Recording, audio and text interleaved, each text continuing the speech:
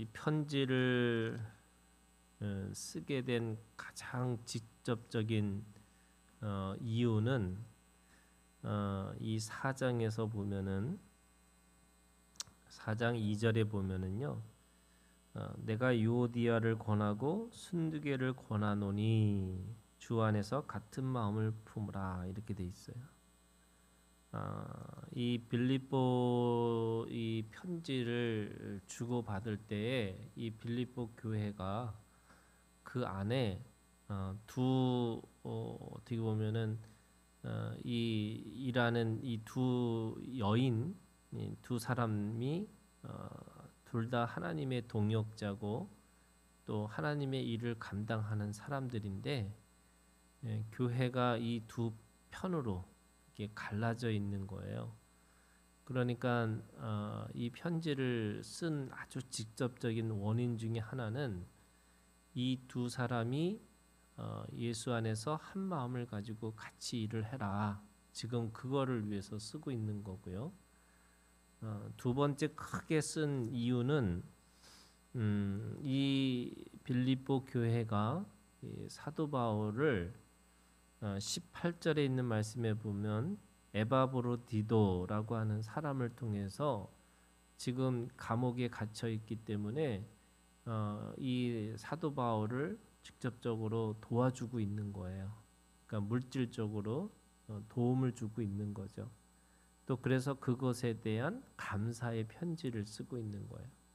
그러니까 하나는 교회 문제가 있고 또 하나는 자신의 문제를 가지고 이 편지를 쓰게 된 동기라고 할 수 있는 거죠. 4장은 세 가지의 권면을 하고 있습니다.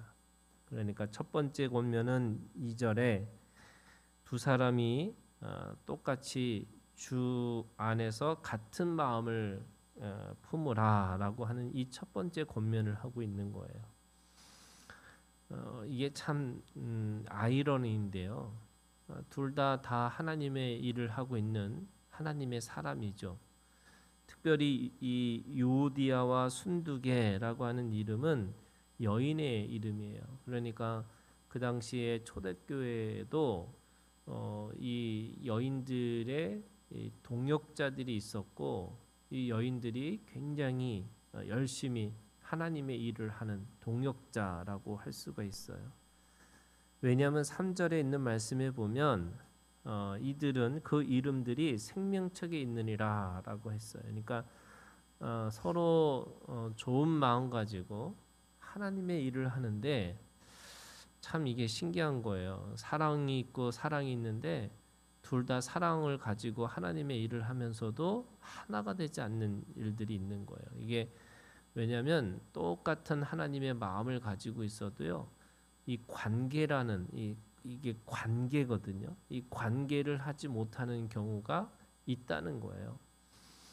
그래서 그 관계 안에서 풀지 못하니까 그 관계의 근원인 지금 뭐라고 얘기하고 있냐면 주 안에서 같은 마음, 이 마음이라는 게 우리가 너무 잘 알고 있는 이 카르디아라는 게 심장이거든요. 그러니까 우리가 몸의 한 부분으로서 함께 숨을 쉬고 있는 이게 같이 심장 박동이 같이 움직이는 뭐 이런 것처럼 그 예수 그리스도의 심장을 가지고 있지 않으면 아무리 힘들고 뭐 열심히 하고 뭔가 이렇게 하나님의 일을 한다라고 하더라도 이 관계라고 하는 것이 있지 않으면 또 쉽지 않는 거라는 거죠.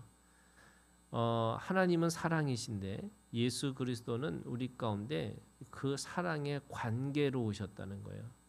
그러니까 예수 그리스도의 이 심장을 가지고 있지 않으면 사실은 힘든 거예요. 뭐냐면 하나님과 사람의 관계를 연결시켜 주는 게 예수 그리스도예요. 서로 서로를 관계해 주는 게 예수 그리스도예요. 그러니까 그 예수 그리스도는 온유와 겸손이시잖아요. 그러니까 온유와 겸손이라고 하는 것은 어떤 거냐면 내가 눈높이 해야 될 필요가 있다는 거예요. 아무리 내가 하나님의 것을 가지고 있어도 다른 사람하고 관계하기 위해서는 눈높이 해주는 것이 우선이라고 얘기하는 거죠. 그런 의미에서 그 교회가 어떻게 보면 두 쪽이 났으니까 한쪽은 유오디아 편이고 한쪽은 순두계 편이니까 너희들에게 권하노니 바로 예수 그리스도의 마음, 그 마음을 가지고 한 마음을 가지고 있으라. 그 한 가지 마음을 가지고 하나가 됐으면 좋겠다. 이렇게 얘기하고 있는 거예요. 두 번째 권면은요. 4절에 있는 말씀이에요. 주 안에서 항상 기뻐하라. 내가 다시 말하노니 기뻐하라. 빌립보 이 서에 가장 많이 쓰이고 있는 말씀 중에 하나가 단어 중에 하나가 기쁨이에요. 그래서 빌립보의 이 서신을 기쁨의 서신이라고 할 정도로 이 사도 바울은 기쁨에 대한 이야기를 하고 있어요. 근데 여러분 기쁨이라는 게 뭐냐? 이게 데살로니가전서 5장 16절에서 18절에 가서 보면은 항상 기뻐하라, 쉬지 말고 기도하라, 범사에 감사하라. 이것이 그리스도 예수 안에서 너희를 향하신 하나님의 뜻이니라 이렇게 돼 있어요. 그러니까 하나님의 뜻이라는 게 항상 기뻐하고 쉬지 말고 기도하고 범사에 감사한 거. 그런데 이게 세 가지가 아니고요. 뭐라 그러냐면 데살로니가전서 5장 18절에 가면 이것이라고 돼 있어요. 이것이라는 게 단수로 돼 있는 거예요. 그러니까 항상 기뻐하고 쉬지 말고 기도하고 범사에 감사하는 게 한 가지라는 거예요. 그러니까 왜 한 가지느냐? 이 기쁨과 기도와 감사가 같이 연결되어 있다는 거예요. 그러니까 기쁨이라고 하는 것은 이 내면이 그런 거고요. 그 다음에 이 영적으로는 늘 기도하는 삶이고 또 그것이 사람들한테 나타날 때는 감사로 나타나는 거죠. 이 세 가지가 한 가지인 거예요. 그게 항상이라고 그러고 쉬지 말고 그러고 범사에 이렇게 돼 있어요. 그런데 여러분 이게 항상 쉬지 말고 범사가 될까요? 이게 항상 기쁨이 우리한테 있을 수 있을까? 또 쉬지 말고 기도하라는 거는 잠을 자지 말고 늘 깨어서 기도하라는 게 우리가 진짜 육체적인 잠을 자지 말라는 뜻인가? 또 어떤 일을 하든지 다 범사에 감사하라. 이게 가능할까? 근데 이게 왜 가능하냐면 이게 항상 기뻐하고 쉬지 말고 기도하고 범사에 감사하라는 이 말은 사실은 내 마음을 하나님 앞에 두라는 거예요. 내 안에 두고 내 생각을 하나님 앞에 둬야지만 하나님이 하시는 것 속에서 어떤 때는 감사가 되고 어떤 때는 기도가 되고 또 어떤 때는 기쁨이 되는 거죠. 그러니까 내가 늘 이 어떤 문제든 어떤 사건이든 어떤 이 관계든 그걸 하나님 앞에 이렇게 내가 주님 앞에 이거 주님이 하셔야 됩니다. 내가 할 수 있는 건 내가 할 수 있지만 내가 그거를 마지막에 점을 찍는 거는 하나님이 하셔야 됩니다. 하고 드리는 거예요. 그 드리는 자에게 주시는 하나님의 마음이 기쁨이고 감사고 기도가 된다는 거예요. 그래서 오늘 주 안에서 항상 기뻐하라. 내가 다시 말하노니 기뻐하라. 이 말이 무슨 말이냐면 너의 모든 일토족을 다 하나님 앞에 드리라는 거예요. 그래야지만 기쁘고 그래야지만 평안이 온 거죠. 그래서 5절에 너희 관용을 이렇게 돼 있어요. 그 다음에 6절에 아무것도 염려하지 말고 기도와 간구로 그 다음에 감사함으로 하나님께 아뢰라. 그리하면 모든 지각에 뛰어난 하나님의 평강이 그리스도 예수 안에서 너희 마음과 생각을 지키시리라. 여러분 마음과 생각을 내가 하나님 앞에 드리는 게 지키는 거예요. 그래서 우리는 마음과 생각을 수련하는 종교가 아니에요. 그러니까 내가 마음을 착하게 가져야지, 내가 좋은 마음 가져야지 이게 아니고 그냥 하나님 앞에 드리는 거예요. 내 마음 하나님은 내 마음 하나님 앞에 드립니다. 인간이 노력해서 인간이 애써서 되어지는 게 아닌 거죠. 세 번째 권면은 8절이에요. 끝으로 형제들아 무엇이든지 참되며 무엇이든지 경건하며 무엇이든지 옳으며 무엇이든지 존결하며 무엇이든지 사랑받을 만하며 무엇이든지 칭찬받을 만하며 무슨 덕이 있든지 무슨 기름이 있든지 이것들을 생각하라. 이것들이 뭐냐면 9절에 너희는 내게 배우고 받고 듣고 본 바를 행하라. 사도 바울이 몸으로 보여줬어요. 뭘 보여줬냐면 자기가 이 신앙생활을 하면서 권력을 추구하거나 물질을 탐하거나 또 뭔가 자기가 하고자 하는 것을 한 게 아니고 자신이 가지고 있는 비전을 따라서 사는 거. 그게 뭐냐면 지금 감옥 생활하고 있는 거예요. 로마로 가서 하나님의 말씀을 전하기 위해서 일부러 그 죽음의 공간, 죽음의 자리에 들어간 것이 바울이에요. 그러니까 여러분 우리가 누구한테 뭔가 가르친다는 게 뭐냐? 몸으로 가르치는 거잖아요. 그러니까 지금 사도 바울은 뭐라 하냐면 내가 너에게 보여준 대로 신앙생활 하라는 거예요. 그게 권면이에요.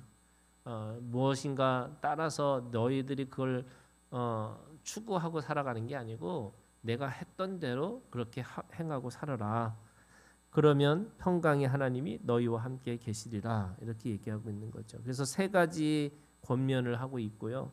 그 다음에 10절부터는 자신에게 도와주는 이 빌립보 교회에 대해서 감사하고 있어요. 물질적으로 도와준 거잖아요.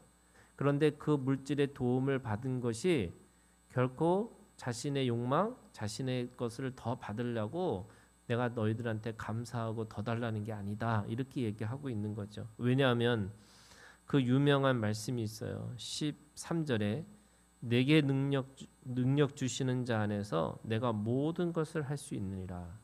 근데 여기서 말하는 능력이라는 거는 외적인 능력이 아니고 내면의 능력이에요. 그게 뭐냐면 자족이에요. 내가 비천에 처할 줄도 알고 풍부에 처할 줄도 알고 모든 일에 곧 배부름과 배고픔과 풍부와 궁핍에도 처할 줄 아는 일체의 비결을 배웠노라. 그 일체의 비결이 뭐냐면 자족하는 거예요. 그 자족의 비결을 배웠기 때문에 내게 능력 주시는 자 안에서 이게 뭐냐면 내면의 능력이죠. 내가 어떤 곳에든지 처할 수 있는 능력.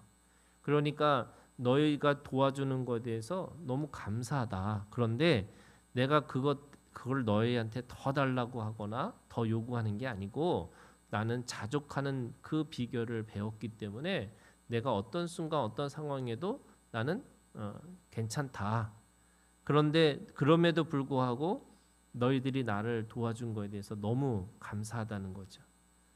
여기서 14절에 그러나 너희가 내 괴로움에 함께 참여하였으니 잘하였도다. 이 괴로움이라는 거는 물질적인 어려움 속에 있는 거예요. 바울도. 그러니까 너희가 이렇게 도와준 거 너무 감사하다. 그러면서 15절에 빌립보 사람들아 너희도 알거니와 복음의 시초에 내가 마게도냐를 떠날 때 주고받는 내 일에 참여한 교회가 너희 외에 아무도 없었느니라. 그러니까 이 빌립보 교회가 그나마 이 유럽의 첫 교회라고 그랬잖아요. 이 유럽의 첫 교회가 세워져서 이 사도 바울을 끝까지 계속해서 도와준 거죠. 선교를 할 수 있도록. 그 선교 자금을 도와준 게 너희밖에 없는 거다. 이렇게 지금 이야기를 하고 있는 겁니다. 그리고 이 데살로니가 교회를 그쪽에 갔을 때도 너희가 한 번뿐 아니라 두 번이나 나의 쓸 것을 보냈도다. 그러니까 너무 감사하다는 거예요. 그게 에바브로디도를 통해서 이번에도 지금 로마의 감옥에 있는 상황에서도 지금 너희들이 나한테 지금 이 물질적으로 도와준 거에 대해서 너무 감사하다 이렇게 얘기하고 있는 겁니다. 자, 끝 인사가 21절부터 23절까지의 이 말씀이에요. 이 유명한 말씀인데 이 무난하라라는 표현이 이 사도 바울에 있어서 계속 그렇게 이게 무난하라. 이게 무난하라는 게 어떤 거냐면요. 이게 관계예요.